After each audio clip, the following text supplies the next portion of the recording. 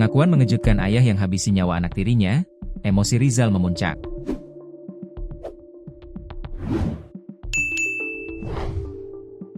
Pengakuan mengejutkan ayah yang habisi nyawa anak tirinya, emosi Rizal Effendi, 43, memuncak melihat anak tirinya itu pulang ke rumah bersama rentenir.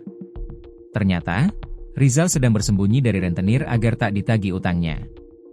Namun, anak tirinya justru malah membongkar persembunyiannya.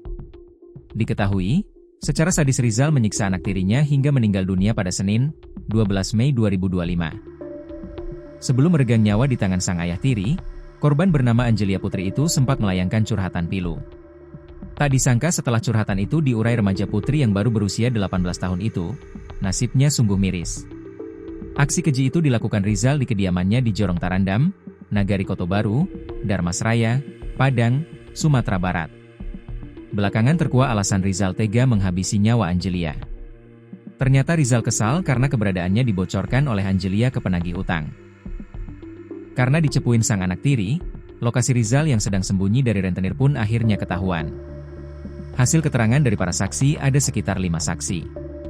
Jadi modus orang tua tiri daripada korban yaitu Rizal Effendi ini merasa tidak terima atau sakit hati karena tempat dia tinggal sekarang dengan orang tua Rizal Effendi ini ditunjukkan oleh anak tiri yaitu Angelia Putri. Ungkap Kapolres Darmasraya AKBP Purwanto dikutip tribunnewsbogor.com dari tayangan YouTube TV One News, Kamis, 15 Mei 2025. Melihat rentenir datang bersama anak tirinya, emosi Rizal memuncak. Tanpa ampun, Rizal langsung menganiaya Angelia secara membabi buta. Angelia dipukuli di bagian vitalnya seperti leher hingga dada. Bahkan kata salah satu saksi mata, pelaku sempat menginjak perut korban setelah korban jatuh terkapar. Karena tidak terima ditunjukkan, tersangka marah kepada korban sehingga terjadilah pemukulan. Menurut para saksi di seputaran leher, di dada, kemudian terjatuh dan ada saksi yang menerangkan. Setelah korban jatuh sempat diinjak tersangka di bagian perut, ujar AKBP Purwanto. Setelah melakukan aksi kejamnya itu, Rizal pun melarikan diri. Hingga kini keberadaan Rizal masih dilacak pihak kepolisian. Sampai saat ini tim kami masih melakukan pengejaran terhadap tersangka, jadi kami sudah membentuk beberapa tim, dibantu dengan masyarakat dan kami juga sudah bekerja sama dengan beberapa angkutan jangan sampai tersangka melarikan diri keluar kota.